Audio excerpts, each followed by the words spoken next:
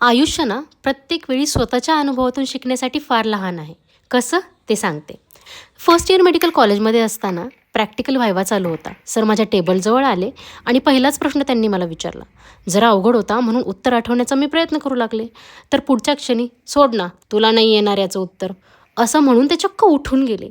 आणि ज्या प्रकारे ते बोलले मी सुन्न झाले. हे जरा पर्सनलच वाटलं. का मला का नाही येणार? आणि दुसरा प्रश्नही त्यांनी मला विचारला नाही. पण थोडे दिवस मला जरा डिमोटिवेटिंगच वाटलं.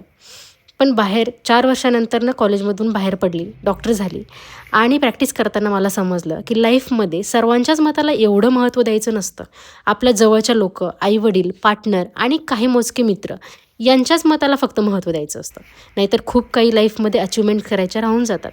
हे जरा लवकर कळलं असतं तर बरं झालं असतं, नाही का? हे सर्वांना, विशेषतः आपल्या मुलांना जेवढं लवकर कळेल तेवढं छानच. म्हणूनच छोट्या छोट्या गोष्टी मनाला लावून घेणं सोडायला हवं आणि आपल्याला जे करायचं आहे त्याकडे जास्त लक्ष द्यायला हवं, नाही का?